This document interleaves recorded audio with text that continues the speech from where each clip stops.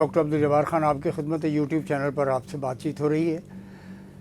آج Kazan Tatarstan روس کے زیر اہتمام ایک بہت ہی مارکت العرا بہت بڑا انٹرنیشنل پلیٹ فارم جو کہ ڈی ڈالرائزیشن کی طرف قدم ہوگا، جو برکس کی کرنسی کی طرف آپ کو لے کر جائے گا، اس کا اجلاس شروع ہے۔ بھارتی وزیر اعظم کی آج صبح خبر ملی کہ وہ وہاں سے کازان روانہ ہو گئے ہیں۔ پاکستان میں 26ویں ترمیم کا شور و غوغا ہے، کچھ نہیں پتا کہ کیا ہوگا، اور اس دوران میں وہاں پہ اجلاس جاری ہے، جس کے لیے پاکستان نے پہلے ہی درخواست دی ہوئی ہے کہ جی ہمیں بھی ممبرشپ دی جائے۔ ہوگا کیا؟ یہ جو ڈالر کی مینوپولیشن اور federal reserve bank of America اور یہ گلوبل کرنسی ڈومینیشن، یعنی جو کرنسی کے یعنی امریکی ڈالر کے زیر اثر پوری دنیا ہے، سکہ رائج الوقت میں کہتا ہوں کہ جس کی سکہ اسی کی حکومت، اسی کا راج، تو امریکی راج اپنی جگہ موجود ہے، اور وہ جادو ہے کہ سر چڑھ کر بول رہا ہے ڈالر کا، ساری دنیا ڈالر کے پیچھے ہے۔ تو یہ بیڑا اٹھایا رشیا کے پریزیڈنٹ پیوٹن نے اور چائنیز پریزیڈنٹ نے، اور مل کے فیصلہ کیا کہ there should be a proper platform, تاکہ وہ ڈالر اور امریکہ کے جو اثر ہے اس کو قابو کیا جا سکے۔ برکس کا اجلاس ہے، برکس کے اندر برازیل، رشیا، آئی سے انڈیا، سی سے چائنا اور ایس سے ساؤتھ افریقہ، اور پھر باقی سبسیکوینٹلی دیگر ممالک۔ یہ وہ پلیٹ فارم ہے جس سے امریکہ کو اگر بہت بڑا خطرہ نہیں ہے تو چھوٹا خطرہ بھی نہیں ہے۔ کرنسی بہت بڑی چیز ہوتی ہے کسی بھی ملک کے لیے۔ پاکستان ڈالر کے لیے ترس رہا ہے، کبھی 10 ارب ڈالر کے فارن ایکسچینج ریزروز ہوتے ہیں، تو کبھی 16 ارب ڈالر کے بارے میں کہا جاتا ہے، 5 ارب کمرشل بینکوں میں پڑے ہوئے ہیں۔ تو پہلی بار گزشتہ کئی سال کے بعد 15 ارب ڈالر کا فارن ایکسچینج تقریباً پاکستان کے پاس موجود ہے۔ یہ بھی کوئی تسلی بخش بات نہیں ہے، لیکن یہ جو چین کے ساتھ پاکستان کا معاہدہ ہے، اور پھر آگے روس کے ساتھ، کہ روس چاہتا ہے کہ روبل میں ہو جائے جب تک کہ نئی کرنسی نہیں آ جاتی، یعنی بی کرنسی، برکس کا جو نوٹ ہوگا، کرنسی ہوگی۔ اور اسی دوران میں انڈیا نے یہ کہا کہ جی ہم ڈالر کے ساتھ جو ہے نا اپنے آپ کو یعنی عدم منسلک تو رہیں گے، لیکن عدم نہیں ہوں گے۔ عدم مینس یعنی وی ول ناٹ بی کہ بھئی ہم یہ کہیں کہ ڈی ڈالرائزیشن ہو گیا، ڈالر سے ہمارا تعلق نہیں، ڈالر سے تعلق رہے گا، یہ بھارت کا اعلان ہے۔ اور ظاہر ہے پاکستان کا بھی رہے گا، ترقی پذیر ممالک کا تو گزارا ہی نہیں ہے انٹرنیشنل کرنسیز میں، اور اس کی کوٹیشنز بھی ہوتی ہیں۔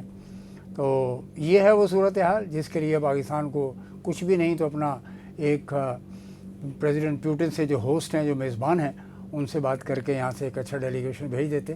لیکن یہاں پہ تو پرائیورٹیز کچھ اور ہیں، ترجیحات پاکستان میں کچھ اور ہیں۔ یہاں کی ترجیحات میں جو ہے وہ کرنا کیا ہے، وہ ترجیحات میں آپ کی خدمت میں پیش کر دیتا ہوں کہ عمران قیدی نمبر جو 804 ہے اس کو اور رگڑا لگانا ہے، اس کی بہنیں پہلے ہی اندر ہیں۔ انصاف نام کی کوئی چیز نظر تو نہیں آتی۔ قاضی صاحب از آن ہز وے آؤٹ۔ آج وہ پارلیمنٹری کمیٹی کا جو فیصلہ ہے وہ ظاہر ہے کہ چیف جسٹس وغیرہ کے حوالے سے بات ہو رہی، جس کو انٹرنیشنل کمیشن آف جورسٹس نے، بین الاقوامی فورم نے 26ویں ترمیم کو انتہائی بھونڈا عمل قرار دیا پارلیمنٹ آف پاکستان کا، اور اس کو ہیومن رائٹس کے خلاف قرار دیا ہے، اور یہ کہا ہے انہوں نے، ساری دنیا میں اس کا شور ہے کہ پاکستان نے جمہوری عمل کو سیبوٹیج کیا ہے، پارلیمنٹ نے کیا ہے۔ اس کی رپورٹ موجود ہے، جا کر آپ نے گوگل پہ بھی چیک کر سکتے ہیں، دیکھ سکتے ہیں۔ انٹرنیشنل کمیشن آف جورسٹس، انتہائی خطرناک بات ہے۔ آپ سمجھ رہے ہیں کہ پارلیمنٹ جو ہے کوئی آئیڈیل پارلیمنٹ ہے یہ پاکستان کی؟ فارم 47 کے تحت پیدا ہونے والی تینوں پارٹیوں نے بشمول مولانا فضل الرحمان JUI، انہوں نے دکھایا کچھ، کیا کچھ۔ تو وہ یہ کسی بھی طور پر دنیا میں یہ پاکستان کے لیے کوئی جمہوری چہرہ نہیں ہے، یہ غیر جمہوری چہرہ ڈیولپ ہو گیا ہے۔ اور یہی پاکستان کے لیے دونوں باتیں میں نے عرض کی کہ ادھر برکس ہے، پاکستان کا کوئی یعنی کہنے کے قابل ذکر کوئی ڈیلیگیٹس وہاں نہیں گئے ہیں، اور یہ انٹرنیشنل کمیشن نے پاکستان کی آئین کے اندر جو اس کی شکل بگاڑی گئی ہے 26ویں ترمیم کے نام پر، جس پر چاروں بڑی سیاسی پارٹیاں جو ہیں اپنے آپ کو سمجھتی ہیں کہ ہم نے بہت بڑا کام کر دیا ہے. انہوں نے 73 کے متفقہ آئین کی جڑوں کو ہلا دیا ہے. 1973 کی متفقہ آئین کو جو پوری پارلیمنٹ نے اس وقت پاکستان ٹوٹنے کے بعد میں، اور وہ بھی کوئی یعنی کانسٹیٹیوشن اسمبلی نہیں تھی، لیجسلیٹو اسمبلی تھی. شیخ مجیب نے تو پاکستان بنگلہ دیش بننے کے بعد کانسٹیٹیوشن اسمبلی کے انتخابات کرائے تھے. پاکستان میں ضرورت نہیں تھی بھٹو ہو یا کوئی اور ہو کہ وہ پاکستان میں کانسٹیٹیوشن اسمبلی کا یعنی آئین ساز اسمبلی کا اجلاس انتخابات کراتے، نہیں کیے. وہی جو پرانے انتخابات تھے جس کی بنیاد پر اکثریت مجیب کی آ گئی اور یہاں پہ مغربی پاکستان میں ذوالفقار علی بھٹو مرحوم کی آئی. تو یہ ہے وہ پاکستان کی دردناک کہانی. میں نے عرض کیا کہ گورننس کا ماڈل جیسا پاکستان میں ہے وہ ساری دنیا جانتی ہے. اور اب آپ نے کانسٹیٹیوشنل امینڈمنٹ لا کے آپ جو ہیں چاہتے یہ ہیں کہ وہ عدلیہ کے منہ کو بند کر دیا جائے، ججز کو جو ہے اپنے تابع کر لیا جائے، اور کر لیا ہے. لیکن یہ چلے گا نہیں. جو ریئیکشن پاکستان میں آ چکا ہے لائرز کی طرف سے بالخصوص، اور وہ بہت ہی یعنی رد عمل بہت ہی مثبت ہے، پازیٹیو ہے، 26ویں ترمیم کے خلاف ہے، اور پارلیمنٹ کے اس ایکٹ کو انہوں نے انتہائی ناپسند کیا. جو لوگ قانون اور آئین کے ساتھ روزمرہ کا جو ان کا اٹھنا بیٹھنا لیٹنا جاگنا سونا وہی ہے، وہ آئین کے ساتھ ہی اٹھتے بیٹھتے کھاتے پیتے ہیں قانون کے ساتھ. ان کا کہنا یہ ہے کہ یہ بہت ہی زیادتی کی گئی ہے پارلیمنٹ کی طرف سے. اور پھر پارلیمنٹ نے تو الیکشن کمیشن ہی بنایا تھا، جہاں پہ پارلیمنٹ کے MNAs MPs جن کی اپنی کریڈیبلٹی اور عزت اور رسپیکٹ آپ کے سامنے پوری قوم جانتی ہے کہ پارلیمنٹ کے ایم این ایز وغیرہ کے سینیٹرز کی رسپیکٹ کیا ہے، ساری دنیا جانتی ہے، پورے پاکستان کے عوام جانتے ہیں. ان سے آپ یہ توقع کریں گے کہ وہ جو ہے ایک نیوٹرل غیر جانبدارانہ ایماندارانہ شفاف سسٹم لے کر آئیں گے؟ الیکشن کمیشن کی مثال آپ کے سامنے موجود ہے. یہی پارلیمنٹ نے الیکشن کمیشن بنایا تھا جس میں 4 صوبوں کے نمائندے اور ایک چیئرمین الیکشن کمیشن کا commissioner, chief election commissioner.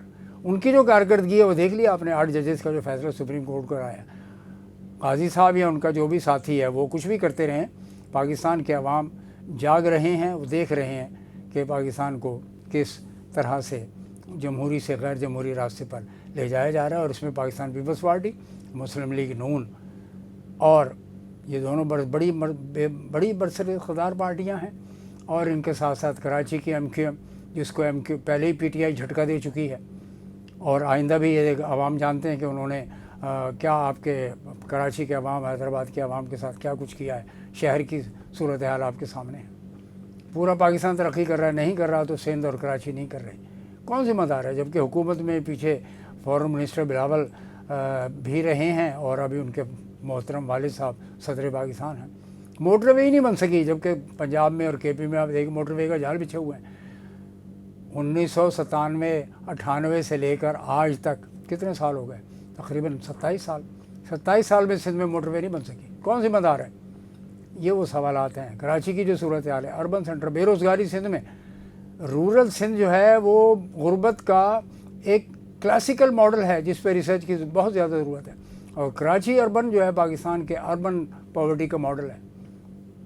Child poverty اور وومن پاورٹی کے مسائل الگ ہیں. تو ناظرین، یہ آج کی یعنی میری ولاگ آپ کی خدمت میں پیش کر رہا ہوں. اس پر غور کیجیے گا، شیئر کیجیے، اس کو چینل کو سبسکرائب کیجیے اور کمنٹ کیجیے اور حوصلہ افزائی کیجیے. کوئی چیز ناپسند آئے جو اگر کو پوچھنا ہے سوال بھی کیجیے. میں آپ کی خدمت میں ڈاکٹر عبدالجبار خان آفیشیل آپ کی خدمت میں حاضر ہوں. بہت بہت شکریہ. والسلام.